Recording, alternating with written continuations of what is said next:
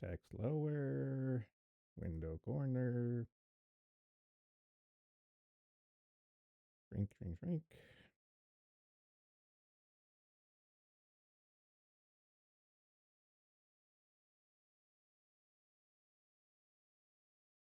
Good enough.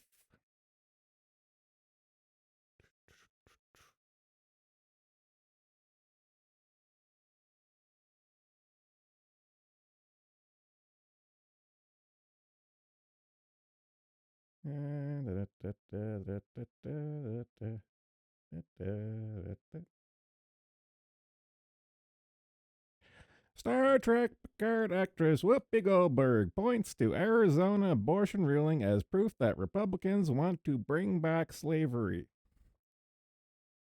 What appears to be her latest attempt to remain relevant. Goddamn. Star Trek Picard actress and The View co host Whoopi Goldberg has made an unfounded claim that Republicans want to bring back slavery. I'm just going to cut down to the point. Let's see. Okay. They're okay with it, Goldberg baselessly claimed, because you see, things change, and one of the good things about the Supreme Court is that uh, you can fight to make sure you make stuff better. You don't generally fight to make stuff worse or roll back. She went on, and to me, if you're okay with rolling that back when things are not even a state, when we had no say, so how is that going to roll? How is that going to roll? What's the next thing? Because, with all this comes birth control, the actress for her claims. With all this comes everything you need as a woman to have put in place to make sure that we are doing better than we were before. Jesus fuck, I know she's always fat, but I swear to God, every time I see her, she gets fatter. Not in a good way.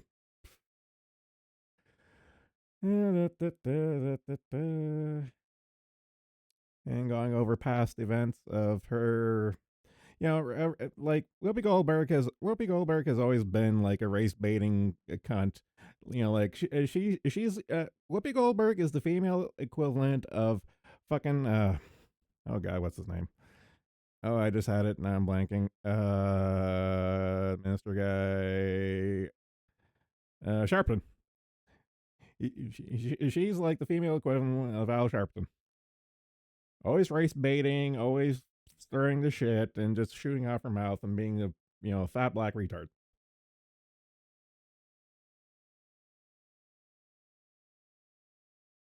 I know, I know.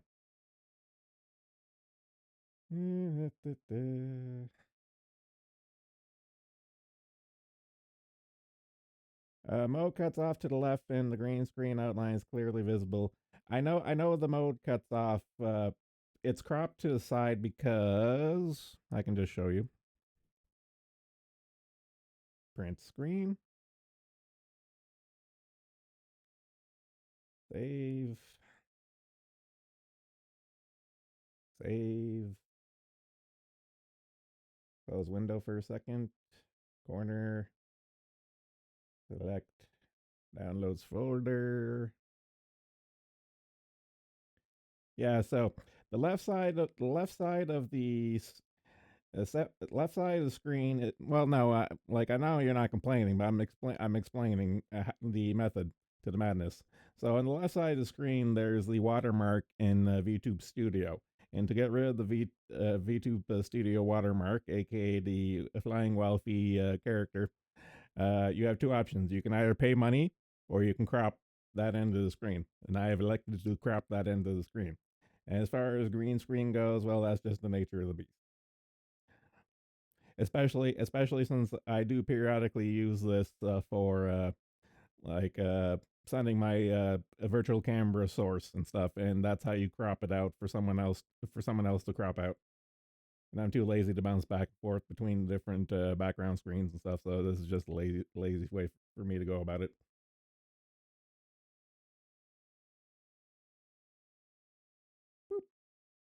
Okay, train of thought. Train of thought. Where was it? OBS. Brave. Okay. Let's see. The View co-host Anna Narovo interjected, pointing out, but that's about white supremacy. That's what it's about. It's about going after Jews and gypsies. Oh my fucking god. To which Goldberg responded, but these are two groups of white people. It's like, fuck the Jews and fuck the gypsies. Quote Whoopi Goldberg. Goldberg attempted to elaborate. You're missing the point. The minute you turn into race, it goes down the alley. Let's talk about it for what it is. It's how people treat each other. It's a problem. It doesn't matter if you're black or white because black, white, Jews, Italians, everyone eats each other. Some more than others, fatty. Going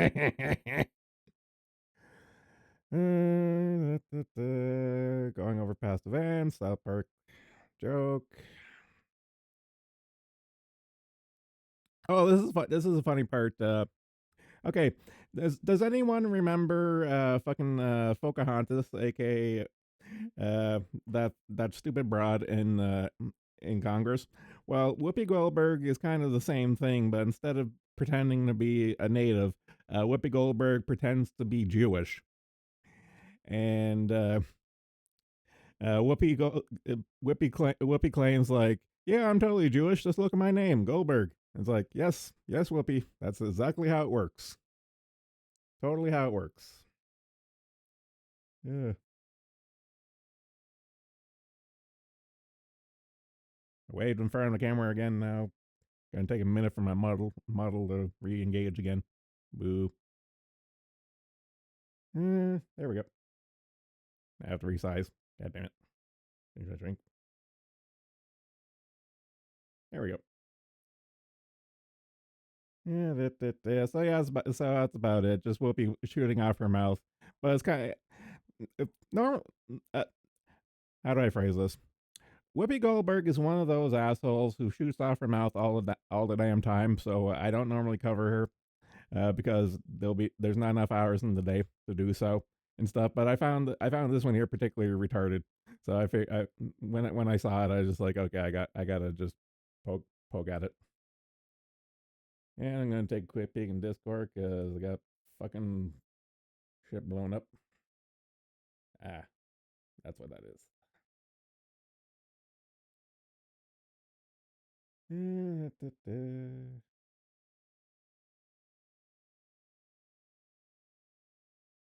Okay, go back to my news links and go to the next thing I'm gonna use it. God damn it, model. I swear to God, every time I wave my hand in front of the camera, it's just like spaz. Okay.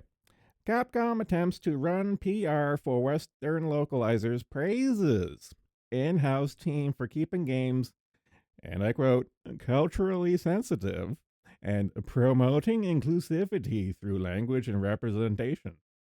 So, this is kind of like an offshoot of the shit we've talked before and stuff, but now, now, this is this is not just uh, like games journalists and their butt buddies circling the wagons and going to bat for these assholes. It's the actual like Western portion of the company itself. So in this case, the English branch of Capcom is going to bat for the Western branch of Capcom investigates itself, finds that Western Capcom branch of Capcom did nothing wrong, kind of thing. Yeah, it's so fucking stupid.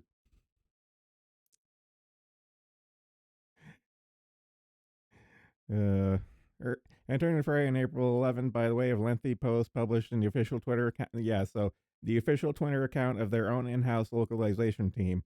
So this is literally saying like, "Hey guys, we're totally legit."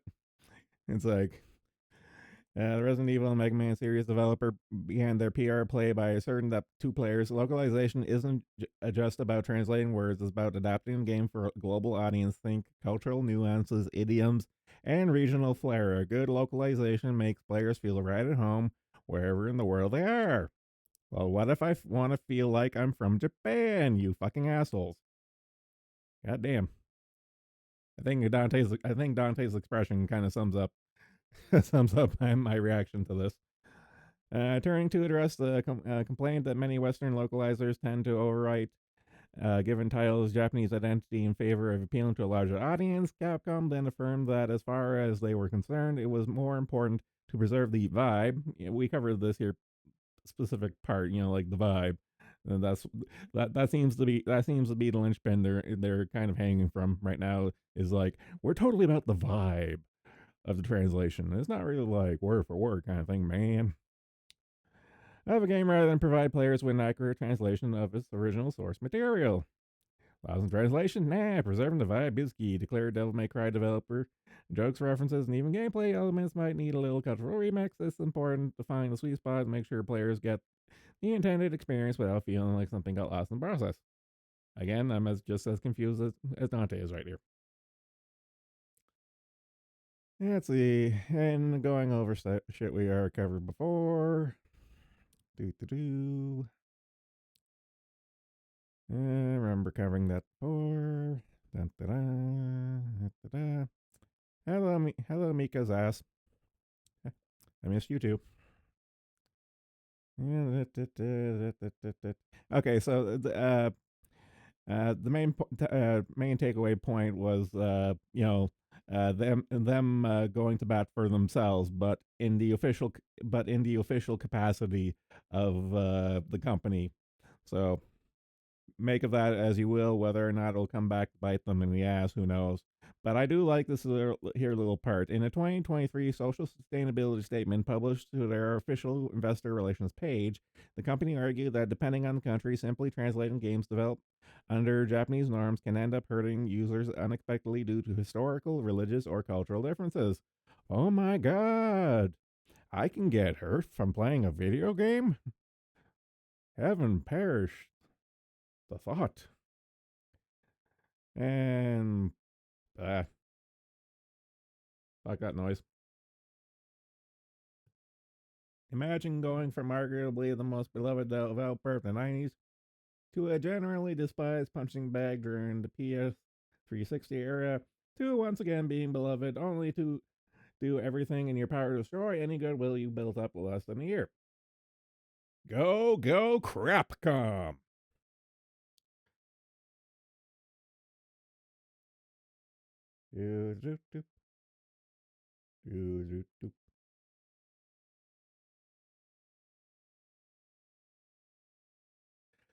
First Amendment legal expert Ron Coleman reacts to Disney's motion to dismiss Gina Carano's lawsuit.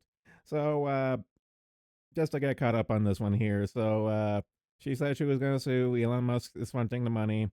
Uh, Disney is putting forward a motion to dismiss.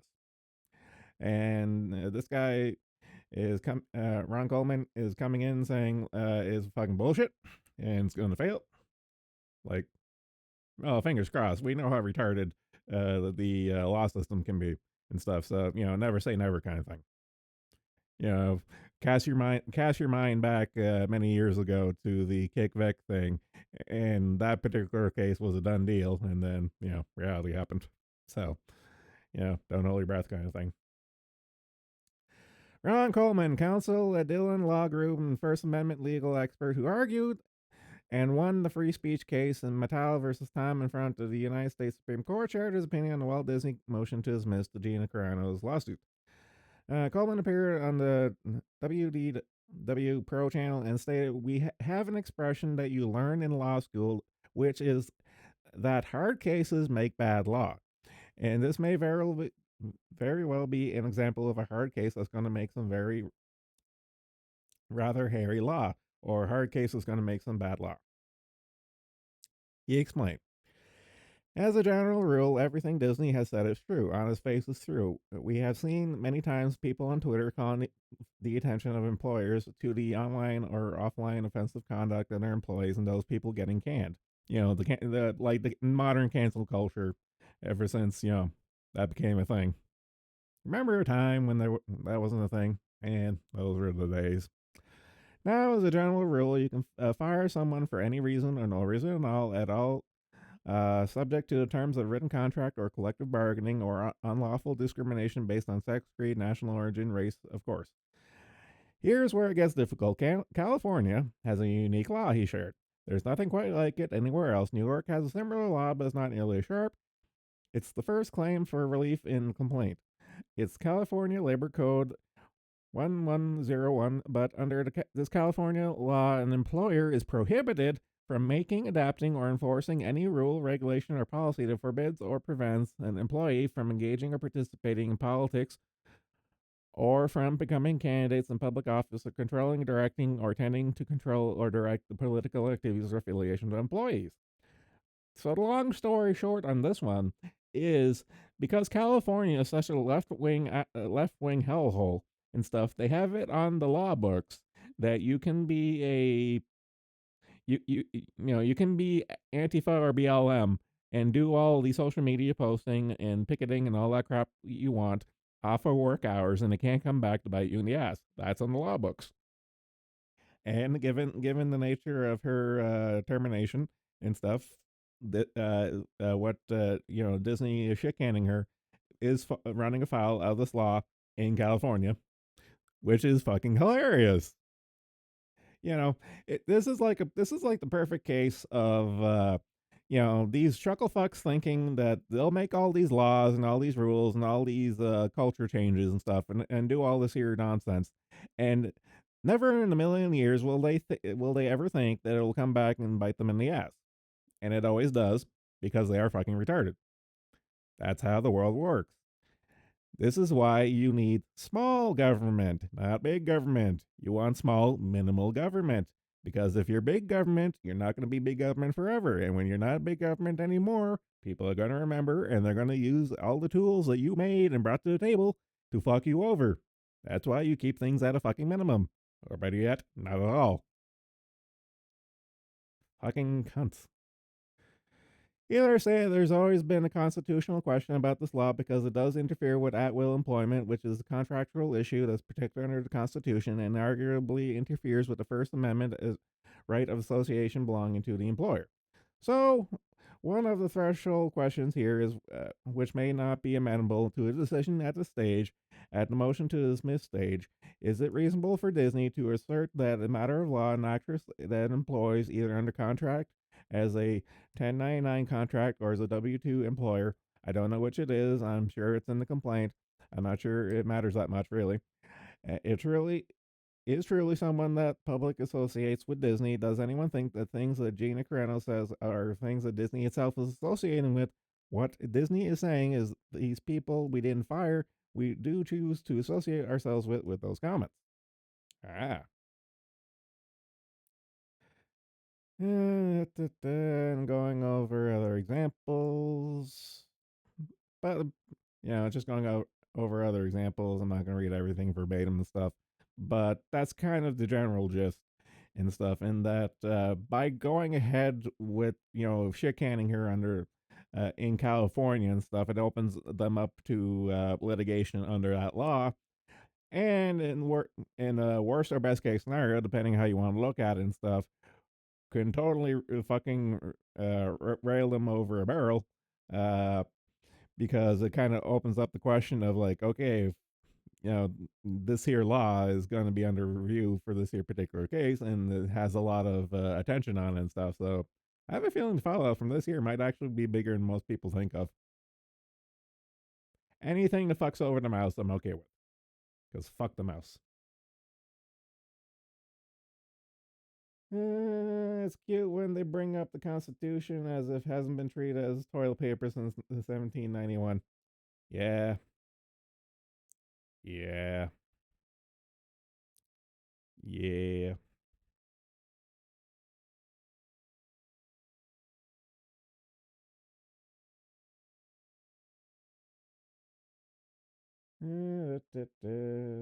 Carino, Capcom. Okay, looks like Park Place covered the Capcom thing. I'm just gonna give it a quick peruse, see if there's anything different from the bounding in the comics version.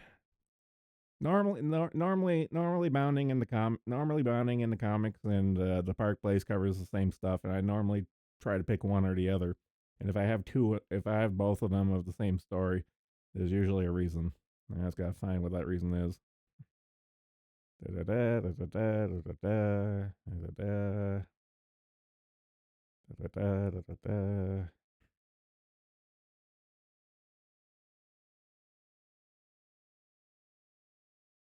Grum's opining on it. They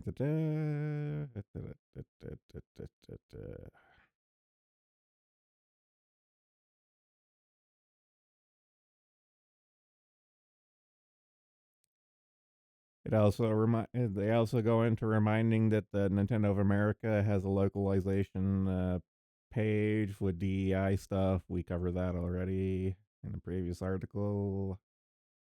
Da, da, da, da, da, da. Hmm. Looks like I have a duplicate then for no apparent reason.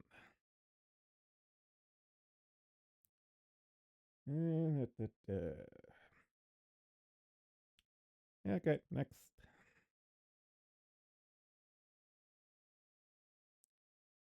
Back to Grums himself.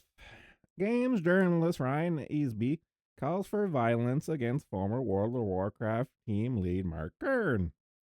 What did Grums ever do to you? Violence against them. Posted.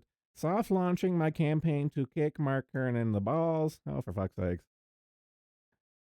Yes, what I call the violence. Kick him in the nuts. Maybe it was a slow news day in this particular one. But it's kind of funny he deleted the post. But Kern shared a screenshot of his timeline. Blah blah blah. Easeby's Easeby's calls for violence was echoed by another journalist, John Phipps. Phipps. Very feminine name. Phipps. Who hosts Super Deluxe Games Cast? Phipps posted on X. It's actually based. I donate. Former Riot Games senior concept artist. Fuck, I hate saying that title every goddamn time that comes up. And current art director at Easy Games, Michael Moreno. Also approved the call to assault Kern. He wrote, agreed to say okay. Easby is no stranger to making unhinged comments on social media, such as call the violence back. In the March, he posted, if there's one thing to take away from last week is that gamers don't deserve video games. Just send them to the construction yard or something instead. Easby also repeatedly claimed that you cannot be racist towards white people. We've covered many of those. He wrote on March 8th, if you were truly based, you'd know it's unequivocally improvable that racism against white people doesn't exist, no matter how much of a mob angry community noters want you to think. March 26th, he notes you can't be racist against white people, pal. In another post the same day, he wrote, oh, you silly, you can't be racist against white people. I'll see your mistake. And just going on and so forth and so on. I will never forgive Mark Kern for not using the excellent Twitter at Kernhole. I know, right? Such a wasted opportunity. I know. I've his handle of Grums has grown on me a long time ago, and his stupid little avatar. I don't know. It's endearing. So yeah, I don't know. I think it's a little blown out of proportion of like I'm gonna kick him in the nuts. It's like, oh, who gives a fuck? It's a little blown out of proportion, but again, it's from the usual shits.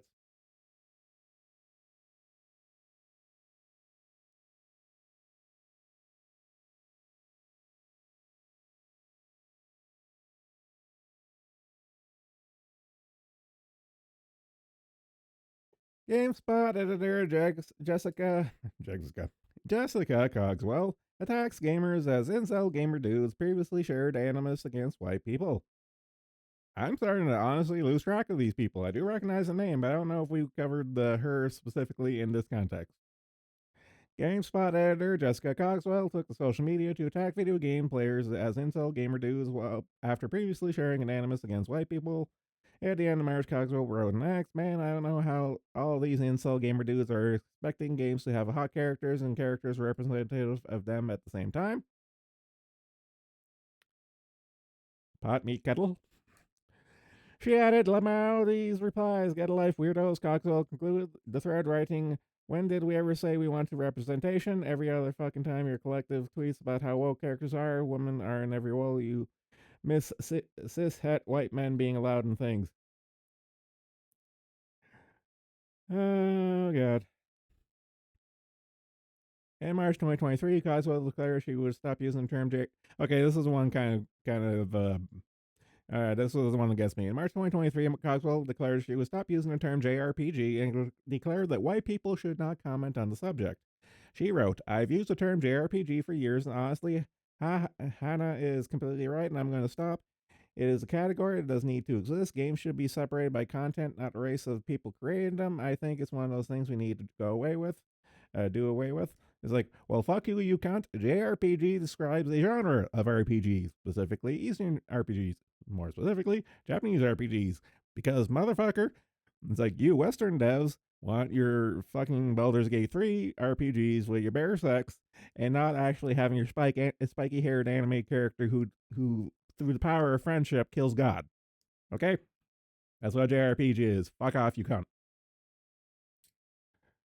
Next guys will add it, even if you don't mean it in a negative way. Think about how it comes across for a few minutes and think you'll realize it feels a bit ick. Sure, we can talk about differences between Western RPGs and Eastern RPGs, because there's a fuck ton of differences, you goddamn asshole. But Western should not be a default term for RPG. Honestly, at this point, I say JRPG should be default, as opposed to Western, for obvious reasons. She concluded her thread with telling white people not to comment on the use of the term. I also think if you're white, please consider thinking before tweeting. Actually, I don't know if that's racist because then probably delete the tweet and listen to the opinions of people you're putting in the box. You're one to talk, you fucking white. Let me speak for the poor, oppressed minority, white, upper middle class cunt. That's it. I'm going on and on and on and on, and just going over other examples. But you can get the gist of the you know upper middle class white woman crusade for the poor, put down brown, black, and yellow people. Honestly, broads like her are like dime a dozen at this point. Okay, I hinted at this one in the Discord. Porian, look away! Look away! Games Workshop retcons Adeptus Custodes by introducing female Space Marines, then lies about it. Well, that's not really introducing female Space Marines. They've introduced female Custodes, but what they're doing here. What they're doing here is they're testing. They're putting their toe in the water, seeing what they can get away with. They're trying to see what they can get away with. So before they hit their golden goose, that is the Space Marines, they're gonna do like the closest thing to a Space Marine, which is the Custodians, and yeah. So Game Workshop, the company behind Warhammer, confirmed that is retcon the Adeptus Custodes by adding female Space Marines. They also lied about it being retcon, as reported by Arch, the demon himself, Arch, who shared the excerpt from the Codex. The state's custodian, Calades Torvelia Kirsch, stood upon the bridge of Cobra class destroyer named Virgil Flame. The warship belonged to the mighty Battlefleet Solar. She lingered in the shadows of the back of the bridge, positioned in the spot where she could observe the actions of every crew member, be it the AB instrumentation pits at the Raymond Shrines, or in the case of Shipmaster Lethwick, stood Ramrod straight before his command throne.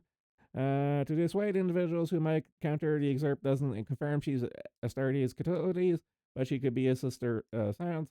Arch shared another excerpt from the Codex that shows her wielding a guardian spear. It states Kesh was warned from before anyone else aboard, sensing a sudden empiric energy spike coupled with the surge of overpressure and sharp temperature drop that presaged a teleport strike. Her guardian spear was leveled and armed before the first cry of alarm, or how the klaxon rang through the bridge. From there, Arch points out how this is indeed a major retcon by citing previous codexes describe Astartes Custodes as men. One of them reads, all Custodes began their lives as infant sons of the noble house of Terra. It is a mark of incredible prestige to surrender one's child to this most glorious of callings within the Imperium, and many noble clansmen Terrans Asteriocracy have willingly given up the entire generation of newborn sons to earn it. As for why he believes this change was made, Arch says it is simply a political power play. That is all. That is all it's ever been. That's all it ever will be. This is ideological capture of a franchise happening here in real time. We know the custodians are male. He continued, even if it wasn't stated outright, which is again has been. It would have been be weird, very weird indeed for custodians just to be like, oh yes, we've kept this secret all this time. I know you've never heard about male custodians before. Now, I think it means female.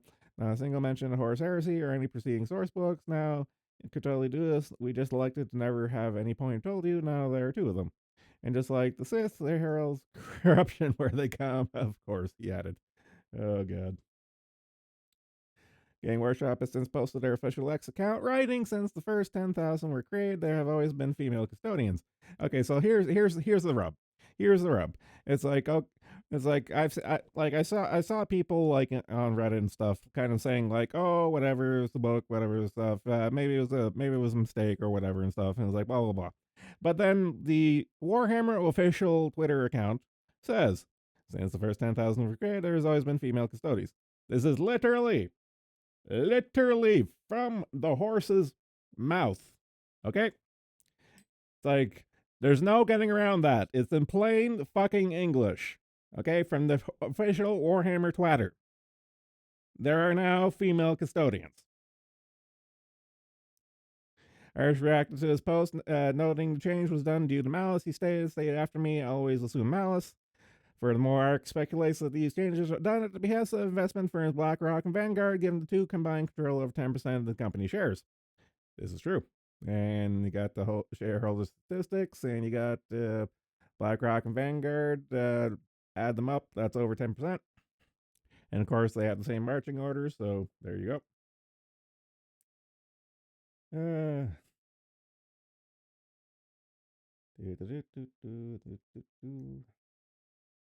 Grab and tug more like it. Yeah. Yeah. Going over Larry Fink about SEG DEI crap. Political agenda, blah, blah, blah. Warhammer's for everyone. Hey, remember when they did that? Warhammer's for everyone. I remember that. Oh God. Yep. So this is the world we live in now. We got female custodians. Next thing on the menu is female space marines.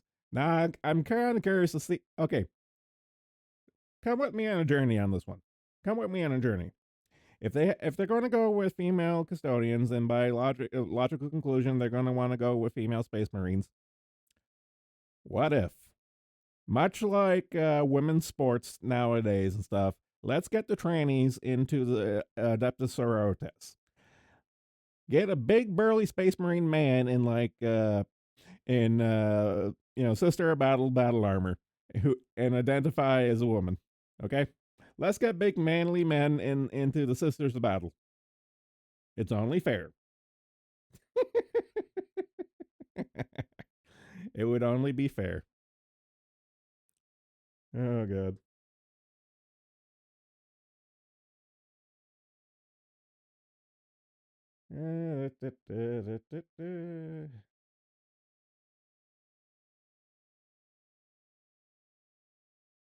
Now looking forward to Slanesh's Futa Marines.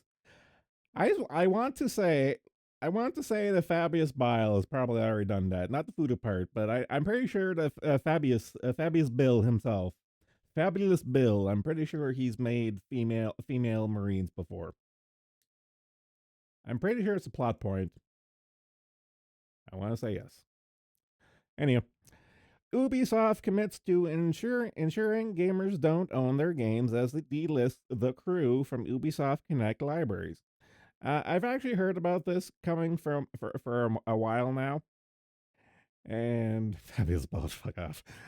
I've heard of this coming from a while ago, and it looks like it's finally come to pass where Ubisoft is now delisting the crew. It's taking the servers offline and stuff. But this isn't the first game that's happening, and it won't be the last and stuff. But for whatever reason, uh, I guess the crew has a huge ass player base because shit like this has happened before. But I don't think there's been as much pushback uh, as compared to this. There seems to be a lot of pushback on this game specifically being delisted and the service going kaput and stuff, and everyone's kind of rallying around it and stuff, and There seems to be talks. There seems to be talks about actually going suing Ubisoft France, like the home company in their own backyard, because European Union consumer laws are really fucking strict. So going to their hometown and going with their laws and stuff. I don't know. The fire seems to be lit under a lot of people's ass, so this might actually end up being a thing. And whether anything comes from it, I don't know. It'd be nice. I'm not gonna hold my breath. They would unironically explain it away with some shit like, we developed a new GC that works like HRT. Bro, I mean, sister, Terrence, you're now powerful and brave woman. Oh, goddamn. Yeah, I had a feeling people were gonna have fun. Were gonna have fun with that one when I saw it.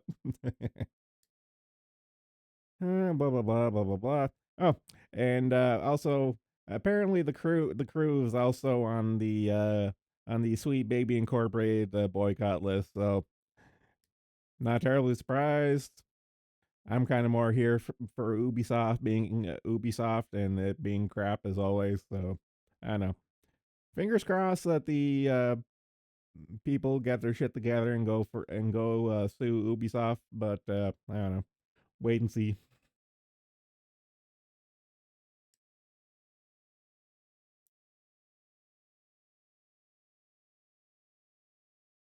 Where am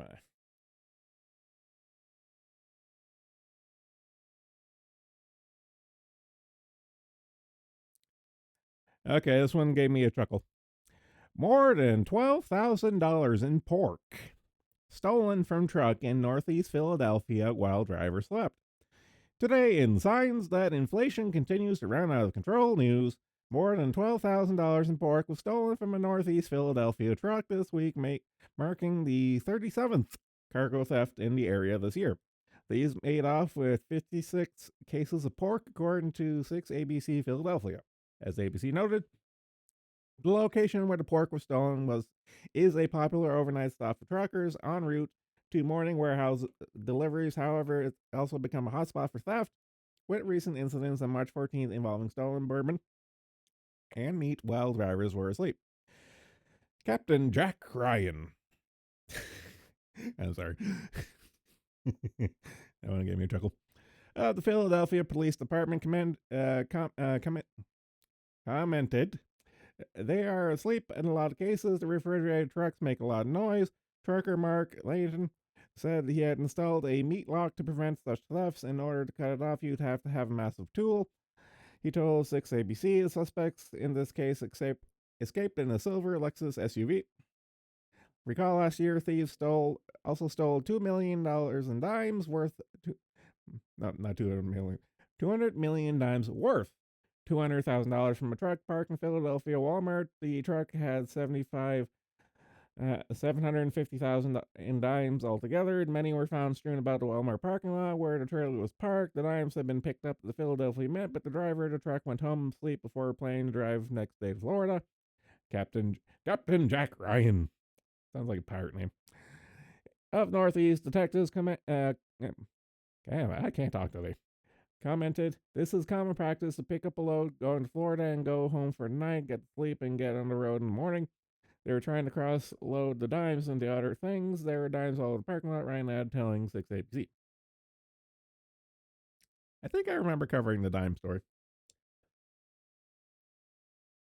Cranking that hog off the road. Yep. Yep.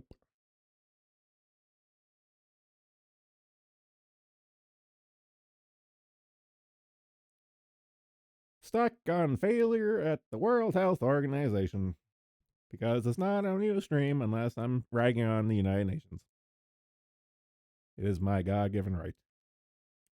Nay, my given duty to rag on the shit's name that is the United Nations.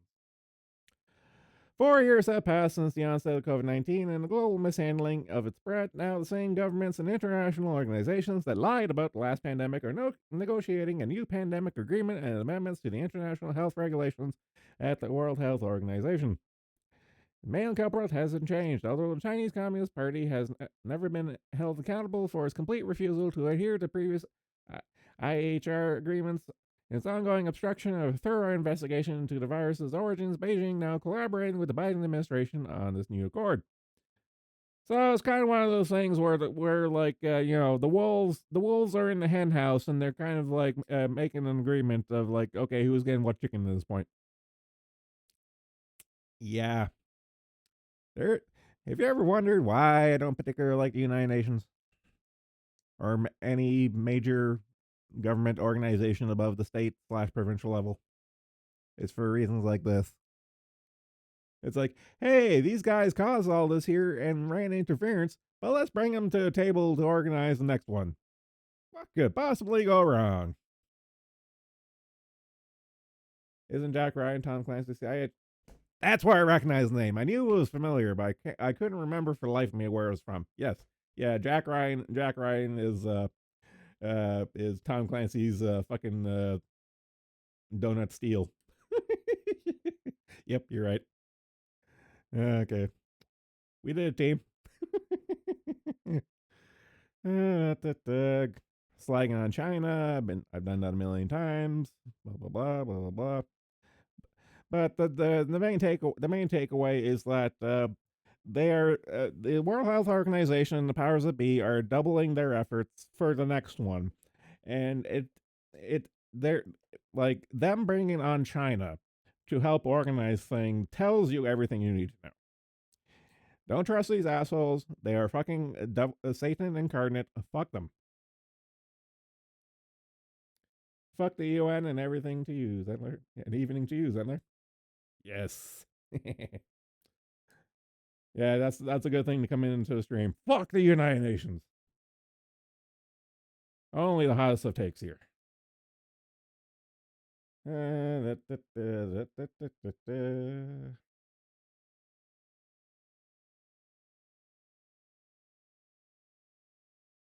Pretty sure I have Weiser.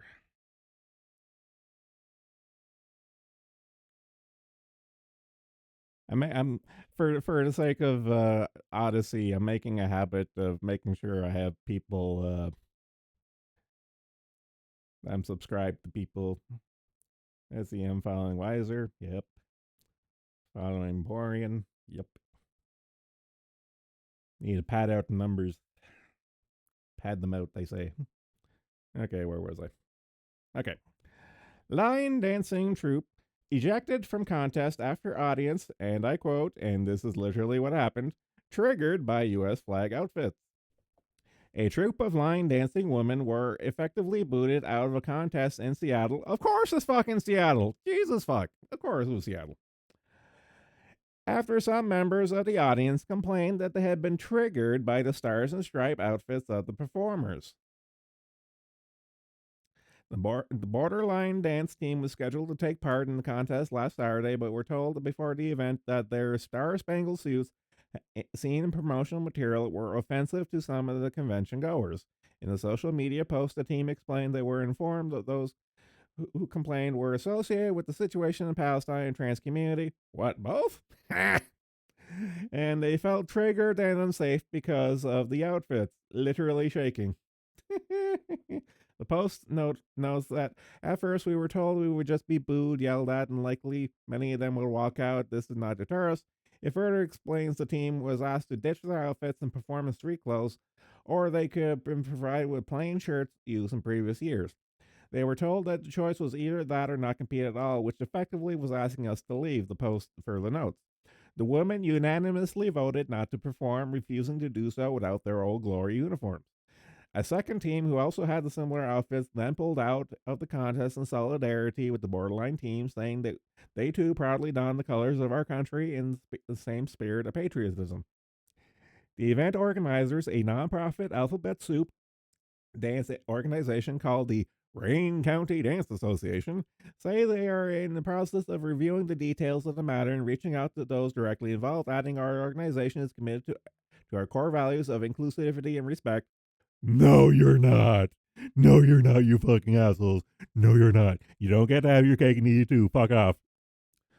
and the more comprehensive public statement will be forthcoming. Essentially, they crumpled to compliance after a few mentally disturbed people complained about the U.S. flag being displayed in America. Actually, I think I might have this on soundboard. Give me 1 second. I think I have America. I don't. Fuck. I got it. I got it. Let's see. Go into my notes before I forget. Add to soundboard America. Fuck. Yeah. Save.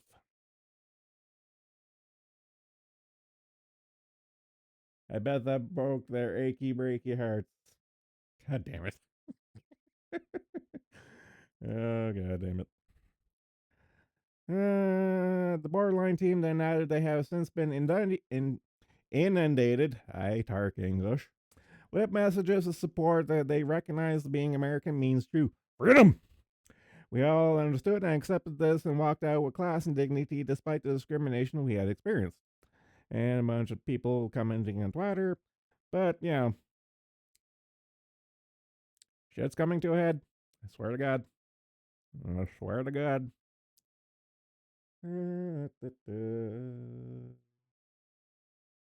Fauci.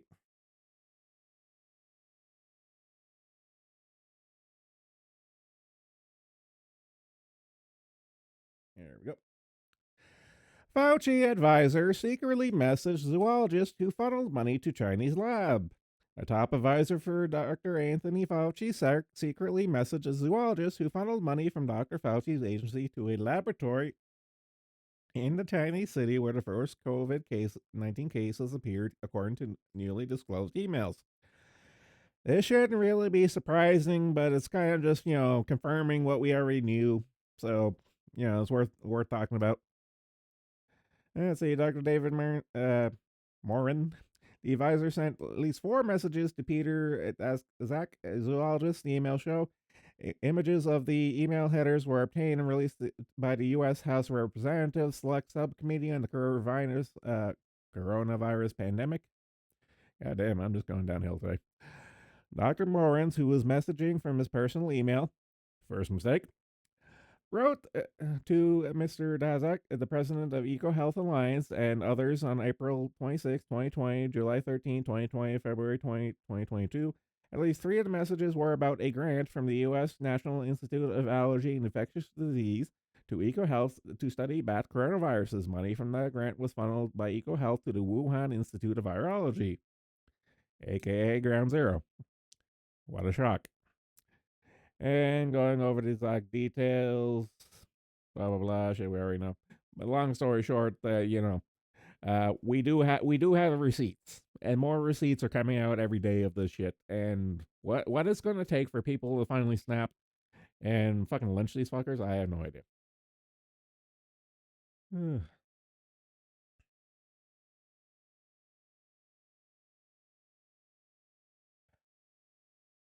I feel like I've covered this one before. Okay, maybe I might have covered another school for this one. Washington Elementary School permits Pride Club but denies prayer group. Much like the female journalists speaking for the black, brown, and yellow people, all of these here stories are starting to merge together in my head. Because I swear to God, recently we've covered another one of these. So, okay. A Washington State school is accused of violating 2 elementary students' First Amendment religious freedom protections by denying their request to form an interfaith prayer club on campus.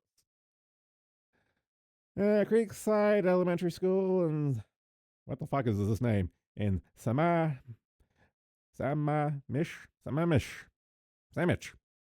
Go make me a sandwich. Sandwich, Washington, rejected the application in February by 2 11-year-old students to start an interfaith prayer group to serve their community, explained Kayla Tony, Associate Counsel of First Liberty Institute, in April 9th letter to Issaquah School District. School rejected the request, even though it permits more than a dozen other non religious clubs to meet on campus, Miss Tony claims. Notably, the school allows Pride Club says provides a safe space for educating students on alphabet soup history and people. According to the school's website, it also allows the Green Team focus on making the school more sustainable. A Maramba Club, a Trust Club, a Student Council, and other secular groups. The letter alleges the school principal, Amy Allison, informed one of the students that she could not have an interfaith prayer club, but could fill out an application to pay to use the school after school. Ms. Tony's letter addressed the issue, as the Supreme Court has repeatedly held religious clubs must be afforded the same recognition, access, and rights as other non-curricular clubs. In a March 8th meeting, Ms. Allison said the process of establishing clubs has ended. No new clubs are being added at this time, according to a statement the student and her mother, Ms. Tony, cited in a letter. Principal Allison made the statement despite permitting a pride club to begin meeting the same month, Ms. Tony claims. So, rules for thee, not for me. Thus, you and Creekside are treating non religious clubs more favorably than religious clubs by singling out a religious club and providing it inferior access to the school resources than what it provides to other non curricular groups. The district shows a hostility to religion that violates the free exercise clause of the First Amendment. First Liberty Institute, a nonprofit law firm dedicated to defending religious liberty, demanded that students be allowed to start an interfaith prayer club at school. Denying the formation of a religious student club while allowing other clubs violates the Constitution. No shit.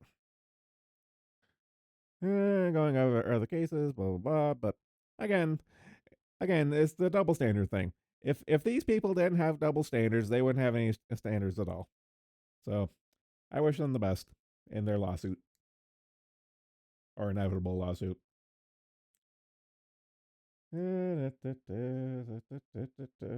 Oh, this one. Oh, this one. Okay, I'm gonna have fun with this one. I'm gonna need a drink because I'm gonna have fun with this one. Oh. There's always one story. There's always one story that either breaks my soul or I have to fight from cackling the entire way through. This is the latter. Support your local Antifa. Alabama man arrested in alleged political bombing. Kyle Benjamin Douglas Calvert, 26, has become the latest Antifa member arrested for alleged political violence. Calvert is accused of explosion of an IED device outside Alabama Attorney General Steve Marshall's office in downtown Montgomery around 3:42 a.m. on February 24th. Look.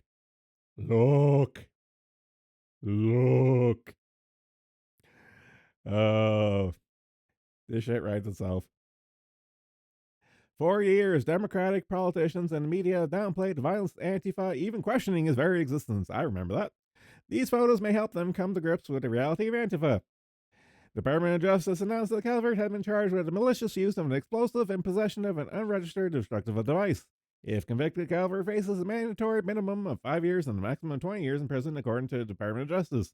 Before the explosion, Calvert put up stickers, including those promoting Antifa, including stickers reading, "Support your local Antifa." Calvert, who reportedly identifies as a transgender and non binary, mark that on your bingo cards, expresses belief that violence should be directed against the government and has described his inability to control his own violent and aggressive impulses. According to the Department of Justice, it supplied pictures of the nails and other evidence used in the construction of the bomb. Despite the denial of the existence by figures like Representative Jerry Nadler, have long written and spoken about the threat of Antifa to free speech on our campuses and communities. This includes testimony before Congress on Antifa's central role in the anti-free speech movement nationally. As I've written, it has long been the Kaiser Soze. Who's writing this? I think it might be one of the usual ones. John and Turley. Yeah, I've written them before. Good folk. As I've written, long been the Kaiser Soze of the anti-free speech movement, loosely aligned group employing measures to avoid easy detection or association. Yet, FBI Director Chris Wray has repeatedly pushed back on the denials of Antifa's work or violence. In one hearing, Wray stated, "And we have quite the number, and Antifa is a real thing, not fiction. Some Democrats have played a dangerous game in supporting or excusing the work of Antifa." Former Democratic National Community Deputy Chair Keith Ellison, now Minnesota Attorney General, of course. I feel bad for you, Jim, not just for health, but also your Attorney General at this point. Once again, Antifa would strike fear in the heart of Trump. This is after Antifa had been involved in numerous acts of violence and his website was banned in Germany. His own son, Minneapolis City Council member Jeremiah Ellison, declared his allegiance to Antifa in the heat of the protests of the summer. During a prior hearing, Democratic senators refused to clearly denounce Antifa and falsely suggested that the far right was the primary cause of recent violence. Likewise, Joe Biden has dismissed objections to Antifa just as an idea. Probably the last idea is going through his mind as it slowly kills itself. It is as base movement at war with free speech, defining the right itself as a tool of oppression. The purpose is evidence in what's called Bible of Antifa movement. Rutgers professor Mark Bray's Antifa, the Anti-Fascist Handbook. Bray emphasized the struggle and movement against free speech. At the heart of the anti-fascist outlook is a rejection of the classical liberal phrase that says, I disapprove of what you say, but I will defend your to the death your right to say it. This is why these people aren't liberals. These here are authoritarians. Okay? Antifa are not liberals. They are authoritarians. Do not make that mistake. Bray admits the most Americans in Antifa have been anarchists or anti-authoritarian communists. Do not believe. From that standpoint, free speech is such as merely bourgeois fantasy, unworthy of consideration. It is an illusion designed to promote what Antifa is resisting: white supremacy, heteropatriarchy, ultranationalism, authoritarianism, and genocide. Thus, all these opposing figures are deemed fascist and thus unworthy of being heard. Ray quotes one Antifa member summing up their approach to free speech as not an argument. You have the right to speak, but you also have the right to be shut up. And also, I have the right to clock you between the eyes and kick you in the nuts while you're down.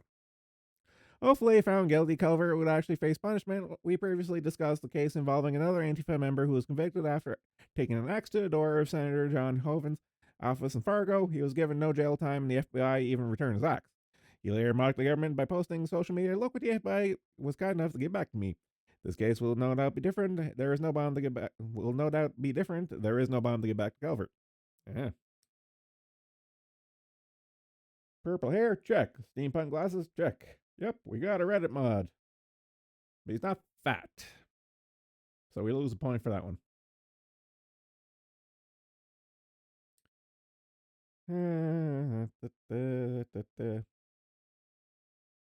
I have one dislike. When the fuck did that happen? Yeah, that got my attention. Okay. Next.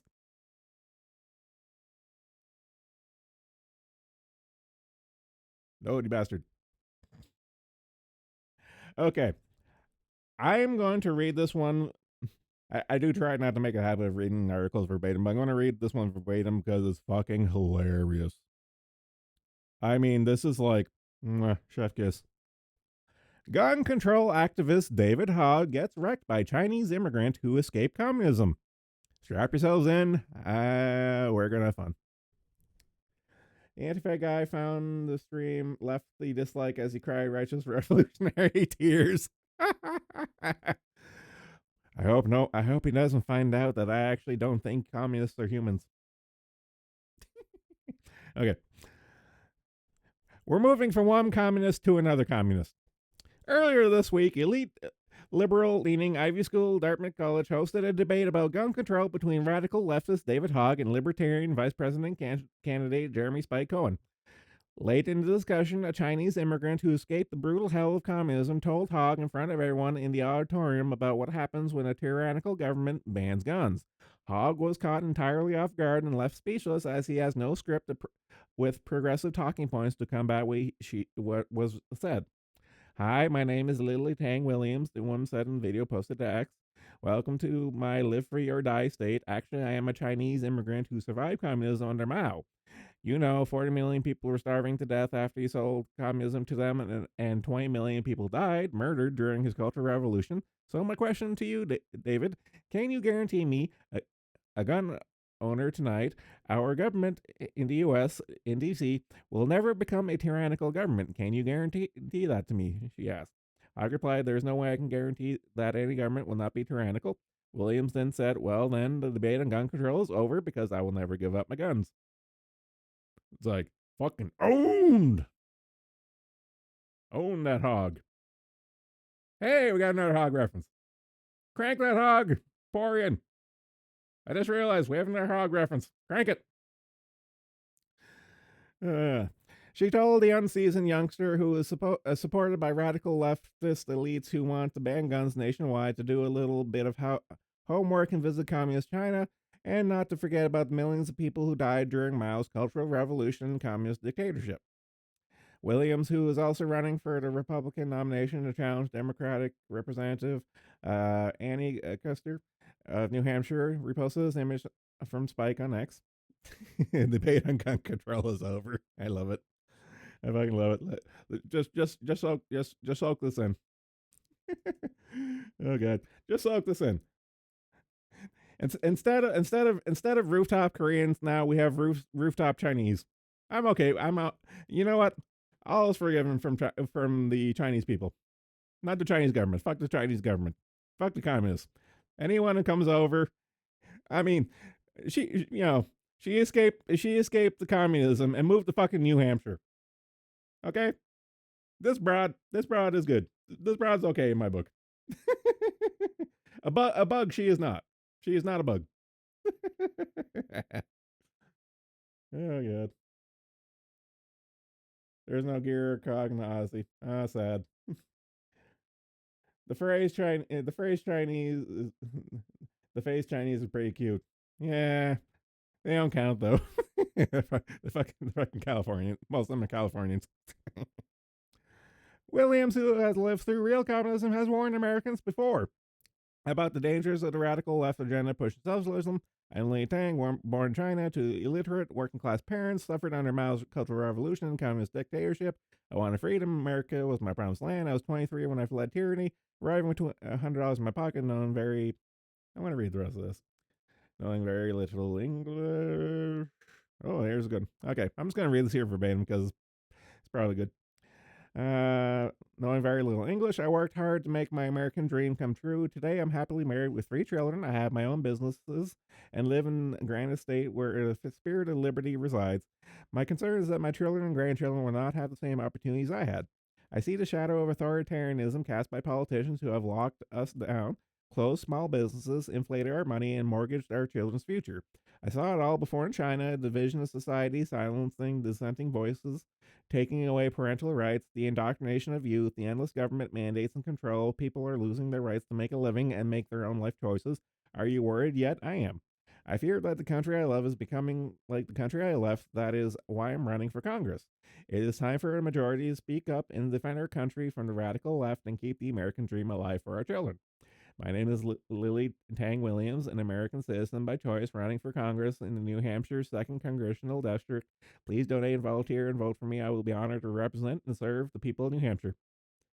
God bless you. God bless you, you slanted eyed bitch. I hope you win. We need more Chinese grannies. Base Chinese granny. God bless.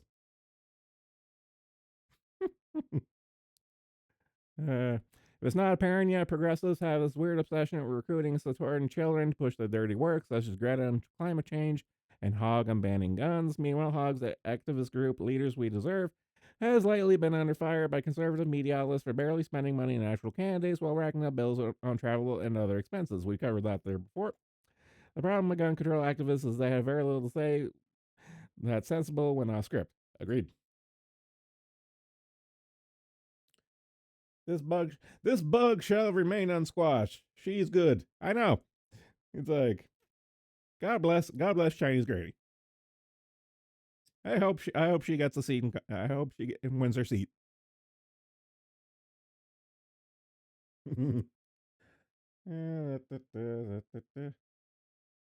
Oh, I think I've covered this one here for the other schools. Like yeah, it might have been the other schools, but however, to once again require SATs for admissions. For those who don't know, most of the Ivy League schools, for the sake of representation and to give the African Americans a leg up and stuff, they waived for the last few years. They've waived SAT requirements for applying to them and stuff, and a few of them have quietly, but we've caught them quietly reinstituting the SATs as a requirement to get into these Ivy League schools because, oh, what a shock! Testing works. Ah, funny how that goes. It doesn't change the fact that the fucking post secondary education nowadays, unless you're legally required to do it for your job, is fucking useless, and it's because of the assholes like this here causing it. But yeah, they've brought it back on the sly, and that's all there is to it. They're bringing back the SATs. The experiment has failed, as with most things leftists do. Their noble experiments, big ass air quotes around the word noble, their noble experiment has failed. And I will laugh and continue to laugh at their retardation. Oh, God.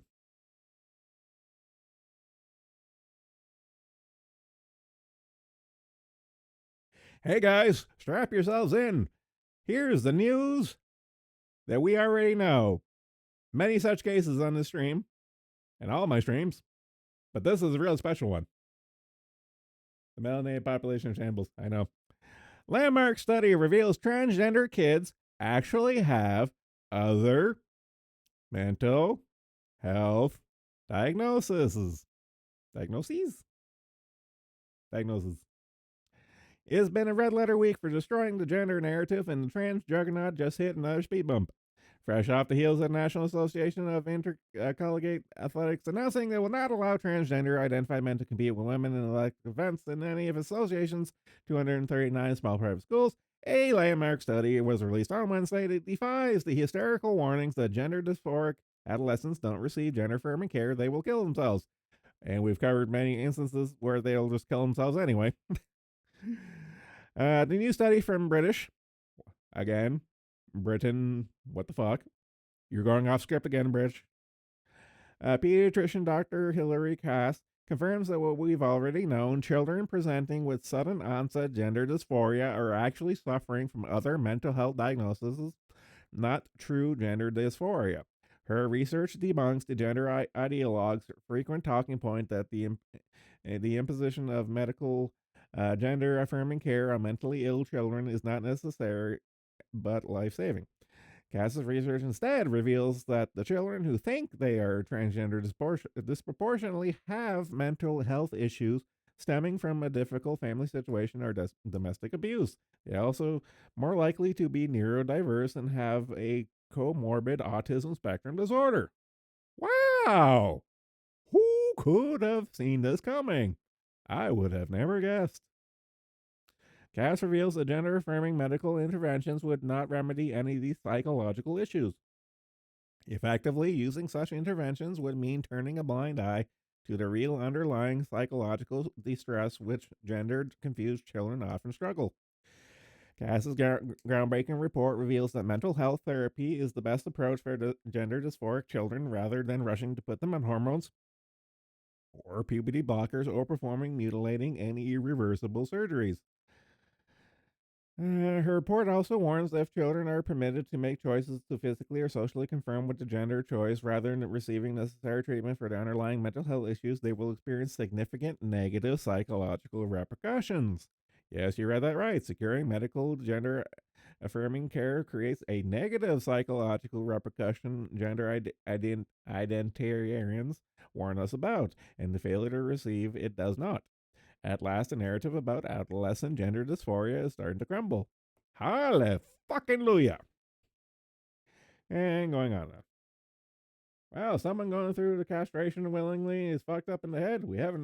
Known we haven't known that since, I don't know, ancient Babylonia.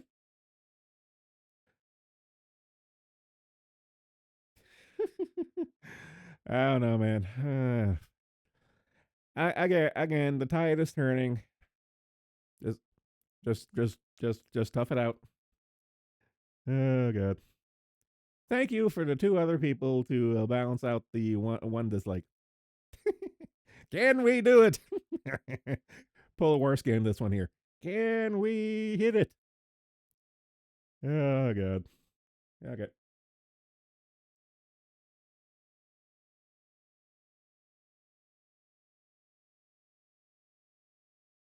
But Babylon didn't have the funny pastel flag you see. The flag makes it okay, obviously. Okay, this one here. Okay, this one here is fucking hilarious.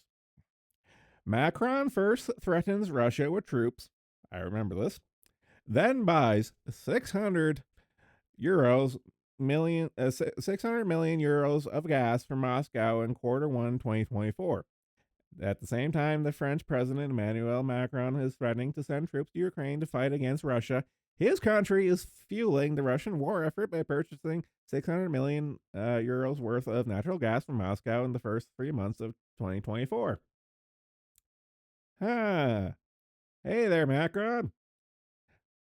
Have you ever heard of this concept called a conflict of interest? Hey, conflict of interest there, bud? According to new data, France is quietly paying more and more for Russian gas, even as France uses increasingly harsh rhetoric towards Russia. In fact, the Center of Research in Energy and Clean Air think tank indicates that Russian liquefied natural gas shipments saw a bigger increase in France than any other EU country last year.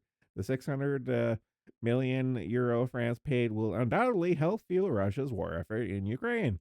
Last month, Macron said France would not rule out sending troops to Ukraine, with the announcement sparking fierce debate across Europe. Macron went so far as to call on fellow NATO allies to not be cowards. Yeah, it's fucking rich coming from you there, buddy.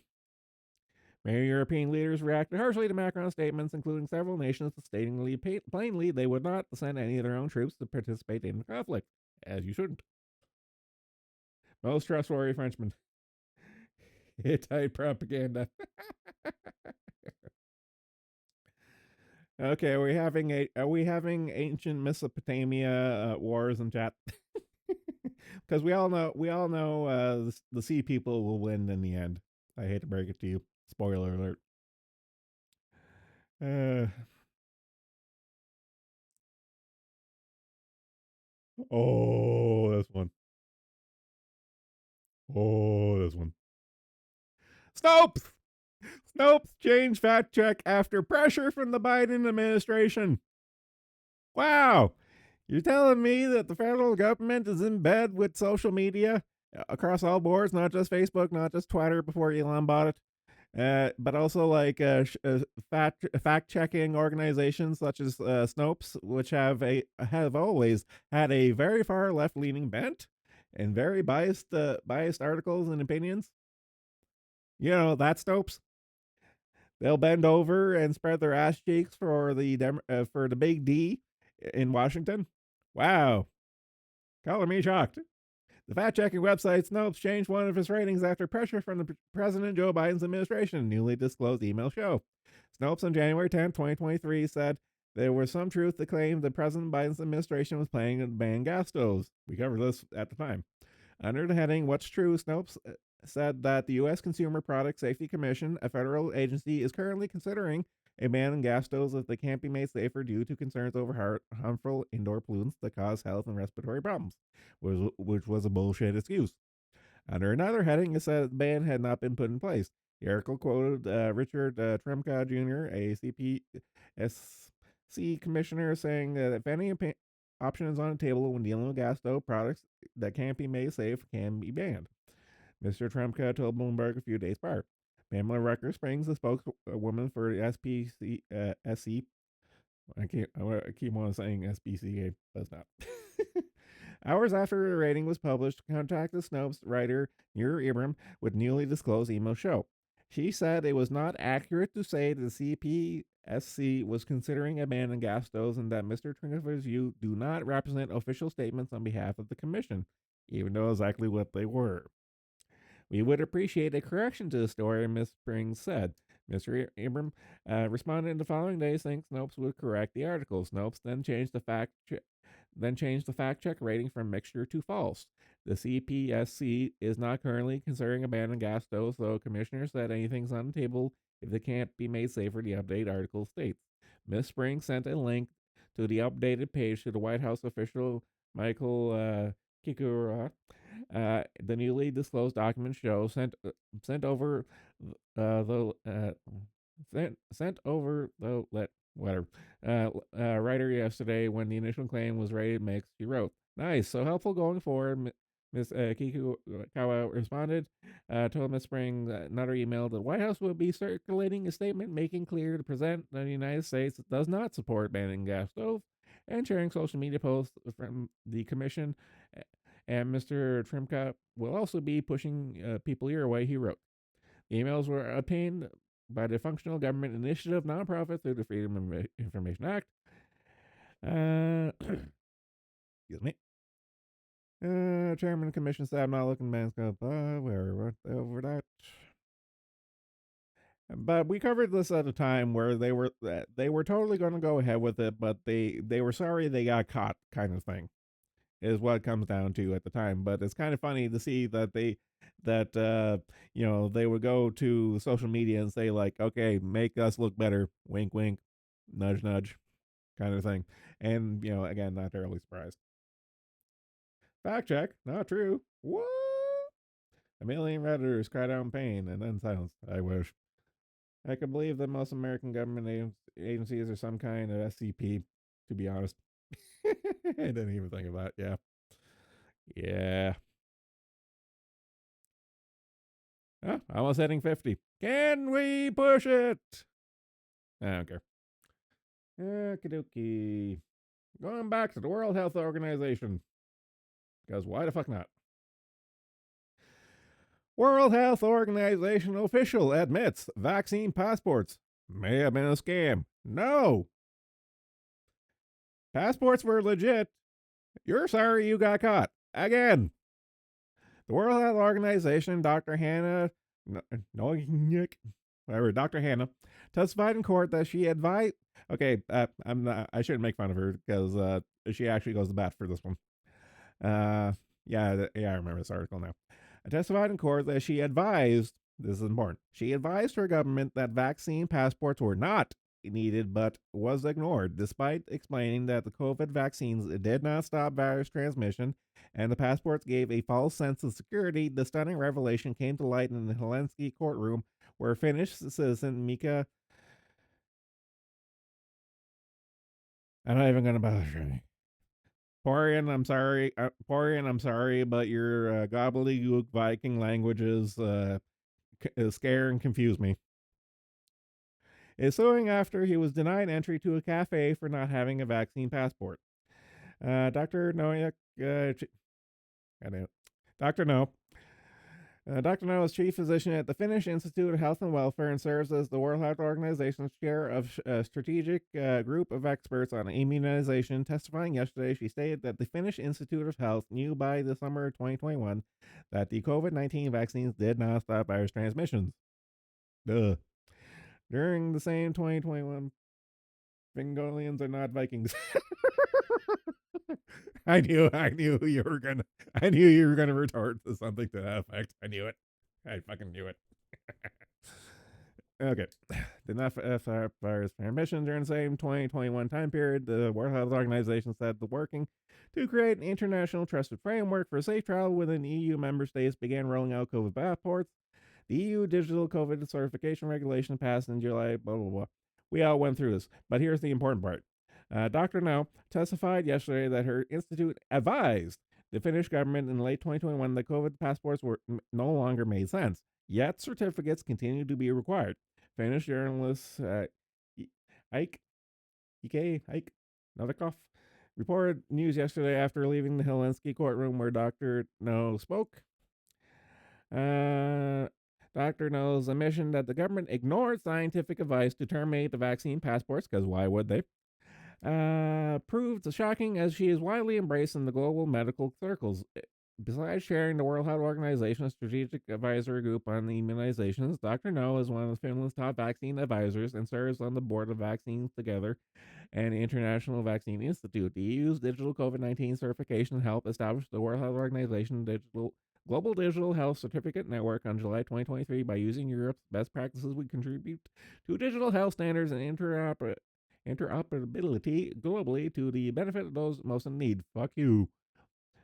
You totalitarian twat.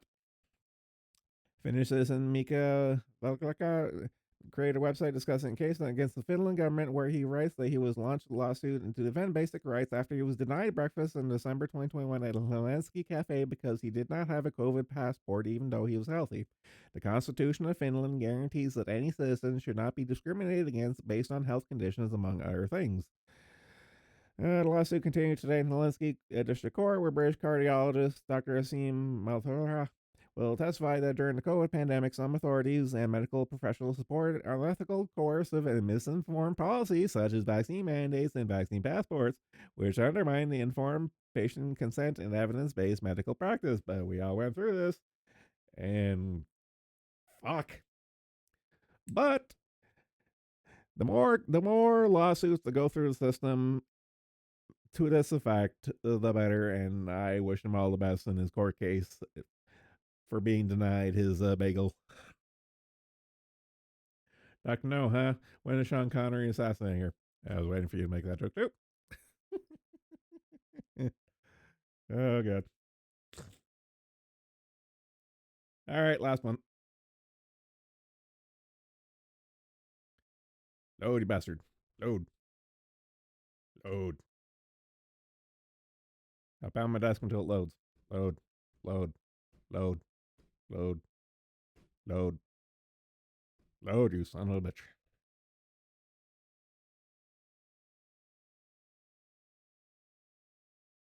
There we go.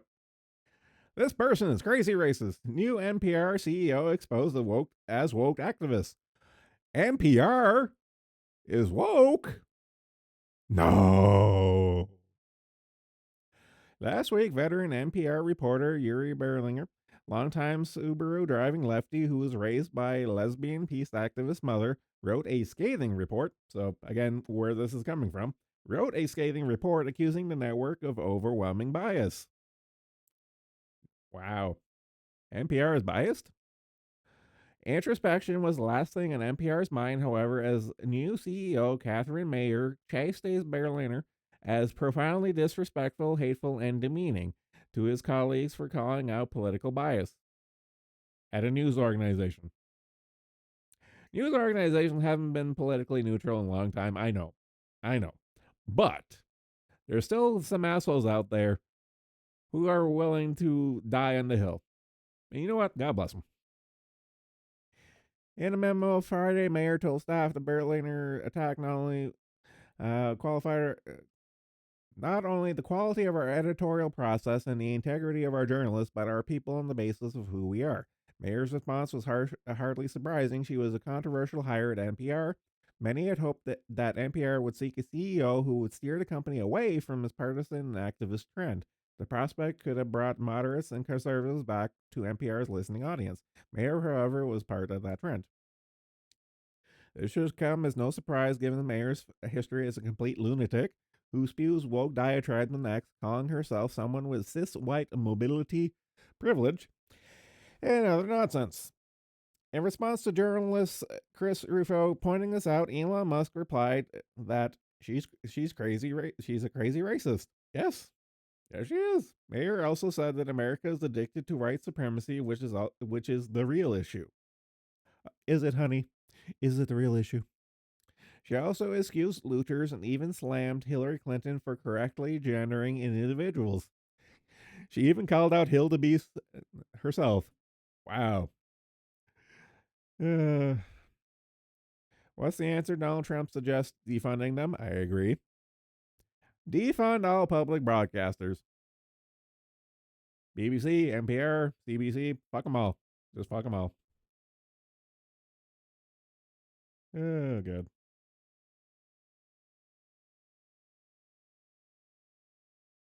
Actually, I breezed through that pretty quick. Only an hour and a half.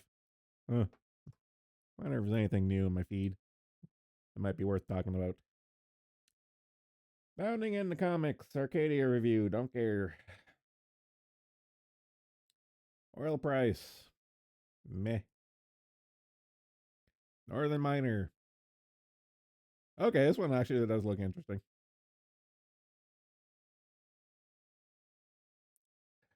Bonus. Russian mercenary group Wagner threatens to control barracks Lulo Gun Koto gold mine in Mali, report says. Yeah, Barrick Gold is under increasing pressure in Mali, the country as the country's military regime seeks to tighten its grip on the lucrative mining sector, the Globe and Mail report. After seizing power in a coup in 2021 and forming an alliance with Russian troops led by Wagner Group, the Mali junta has been focusing on the mining industry, and the paper said on Monday. It cited reports by regional intelligence papers, the Africa Defense Forum, published by the Africa Command of the United States military, and the United Kingdom based Africa Report.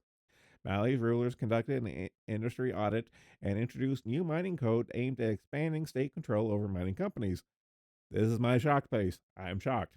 Ah.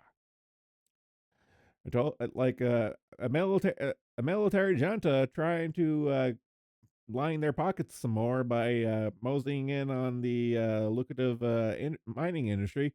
Wow, I've never seen that before. But of course, I'm kind of more surprised at the hey, remember Wagner? It looks like they're still kicking around Africa. Like I knew they were still kicking around Africa, but as far as like news articles talking about them still kicking around Africa, it's been a while since one of those. So that's why I'm looking at this right now because hey, it's been a while. Barrick hasn't replied to the emails. Why would they? Barrick's gold mining process in Mali is in Russia's crosshairs. In January, Russian soldiers seized the Intakaha Haka gold mine. Short, I need pronunciation guide. The largest artisanal site in northern Mali, the report said. Barrick CEO Mark Bristow has visited Mali twice since late January, emphasizing Barrick's contributions to Mali's economy. This includes nearly 10 billion US in taxes, royalties, salaries, payments that local suppliers, or about 5 to 10% of the country's gross domestic product since the 1990s. According to the miner, over the past 12 months, Lulo Gunkoto has contributed more than 1 billion in Mali's economy. The mine holds proven and probable gold reserves of 6.7 million ounces, with measured and indicated gold resource totaling 9.1 million ounces. It produces 683,000 ounces of gold last year and is on track to meet its production guidance in the current quarter of this year, up until it gets taken over by Wagner. Might come back to this one if I see it in my newsfeed again. Okay, little side tangent. My one geology article for the day. Let's see. More than a dozen major media outlets call on Biden Trump to commit presidential debate. Yeah, good luck with that. TEPCO loads fuel rods in world's largest nuclear power plant as atomic era reignites. Good. I'm not going to open it, but good. Biden spending 300 million on sanctuary cities. This is my shock face. Shock. Heading for supply shock. 4 maritime choke points. Flash res. Escalating conflict. Yeah, we've heard that a million times. California auditor finds homeless council can't account for money spent. The devil, you say? Oh, and the speedboat one. I'm going to cover that one too. Get the archive for you going and get the archive for you going. Mark is red. Those Feedly. California auditor finds homeless council can't account for money spent. Huh. I wonder where all the money went. Responsible businesses do regular audits of their finances to see which areas are making money and which not. Families also do audits only at tax time to see how much they owe. Contrast them with the government. California State Auditor Grant Parks came out with a new audit, Homelessness in California. The state must do more to assess the cost effectiveness of its homelessness program. Who cares? Here's the fun part. This ought to be, let's see. Conclusion, note there's no definitive number given, just billions, and even the number of programs, at least 30, is fuzzy. More than 180,000 Californians experienced homelessness in 2023, a 53% increase from 2013. To address this ongoing crisis, 9 state agencies have collectively spent billions of dollars in state funding over the past 5 years, administrating at least 30 programs dedicated to preventing and ending homelessness. How's that going for you if you're only fucking increasing? Count going up. Also, note the number went up 20% after Gavin Newsom took office 2019. Blah, blah, blah. Lack of coordination. No shit.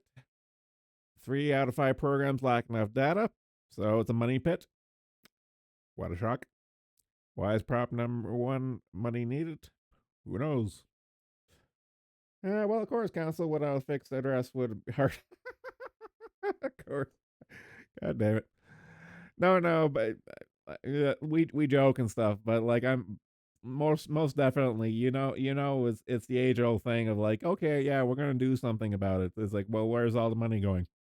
Administrative costs, administrative expenses, many such cases. I actually saw, okay, and I'm gonna stop here on this one here, but I saw this on my Twitter feed and it was pretty funny. Well, infuriating, but funny.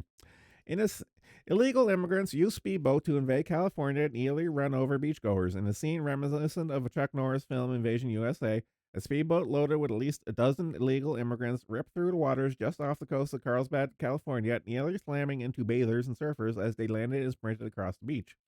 Some migrants raced to a nearby waiting vehicles, which sped away. The rest walked off in broad daylight to mix with surrounding tourists. Locals who filmed the migrants claimed the police were called but didn't show up. What a shock.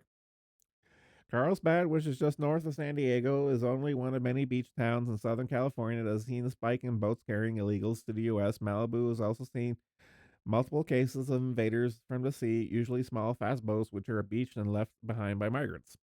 A high percentage of young men among illegal migrants in the past couple of years has inspired public concern that the number of these people may have extensive criminal records, might be gang or cartel members, or even more disturbing, that they could be foreign terrorists seeking to bypass the border altogether despite the lack of immigration enforcement by the Biden administration.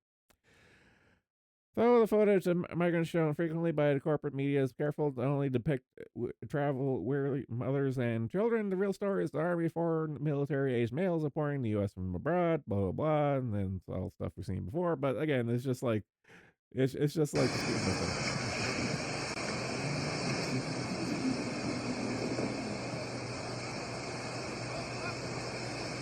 Just waltz right in, bail, and huff it.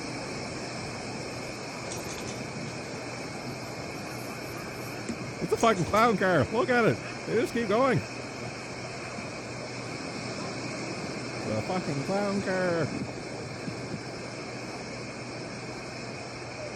It must have been laying on top of each other. Jesus fuck. It just keeps going.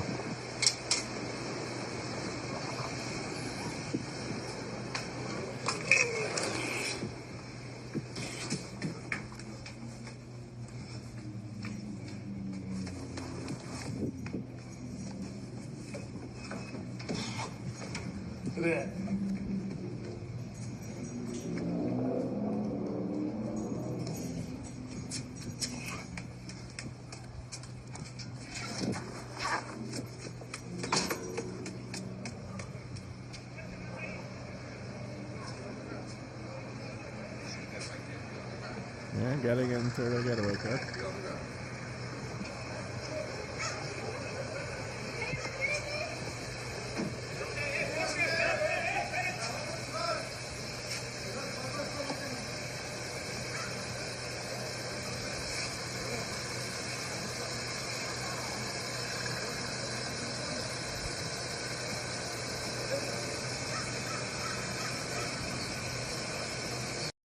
Fucking wild. Fucking wild. Who says the border is secure? Definitely not this guy. Okay, I'm gonna call it there.